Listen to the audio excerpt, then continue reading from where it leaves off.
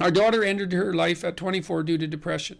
If someone is determined to end their life, how can one change their mind? Oh, well, first of all, I'm very sorry about that. That's a terrible thing. Look, I had this friend,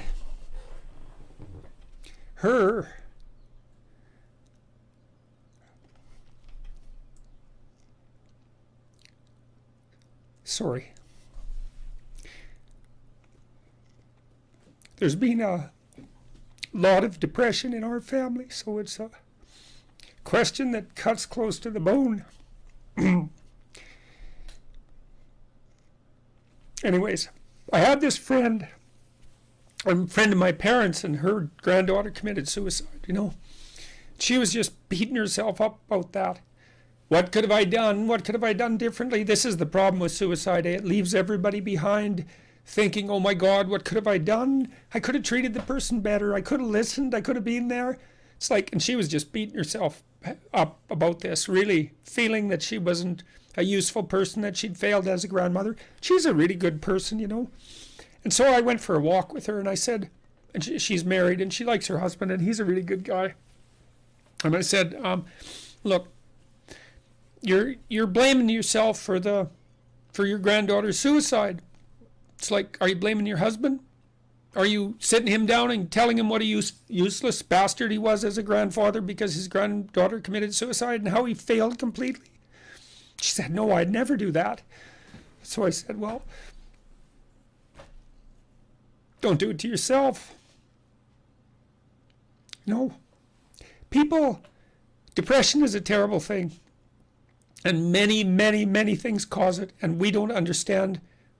We understand some of them, but lots of them we don't understand at all. You know, sometimes people get depressed because they're really sick. We know that depression can be an inflammatory disease. It might be associated with autoimmune dysfunction. There's lots of reasons that people get depressed, and depressed people can go places that are so dark you just cannot imagine it. And it isn't necessarily the case that you can always rescue someone, you know. But drowning yourself in the aftermath of a suicide is not helpful. So there's a good room for self-forgiveness there, you know. I mean, maybe you did some things you shouldn't have done that were reprehensible and all of that, but you don't want to beat yourself up. Remember the presumption of innocence, right? Innocent until proven guilty. And you have to apply that to yourself. I think there are times when people are so depressed that there isn't anything that anyone can do. You know, and the depressed person thinks, and this is probably the worst part of it, the depressed person thinks, everywhere I look, it's nothing but catastrophe. And I can't see any way out of it. I can't see any path forward whatsoever. And then they think as well, and maybe it's the combination of these two thoughts that really make people suicidal. It's like, it's hopeless. It isn't going to get any better. No matter where I turn, there's no escape. The suffering is unbearable. And I'm absolutely no use whatsoever to anyone. It would be better for everyone if I was just gone, because if I'm not so much of a burden now that it's going to destroy their life, then I'm going to be that much of a burden in the future. And so it's hard to imagine what that's like for people, but it's dreadful.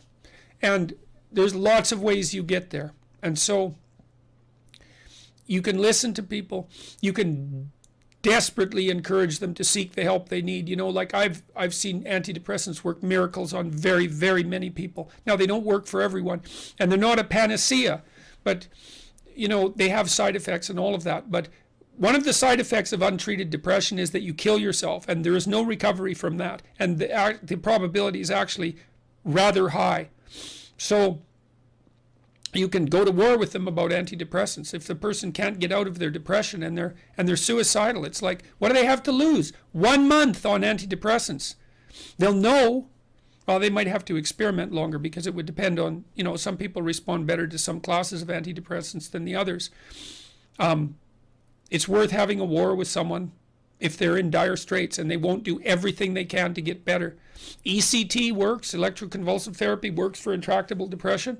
It's a terrible thing to contemplate, but the modern versions of ECT aren't. One flew over the cuckoo's nest. And again, it's like, there's no coming back from death. So, look, it isn't clear. You can't rescue everyone. People get sick and they die. And sometimes the way they die looks like it's depression. Depression is a multifaceted phenomenon. You can be there for them. You can listen. You can watch.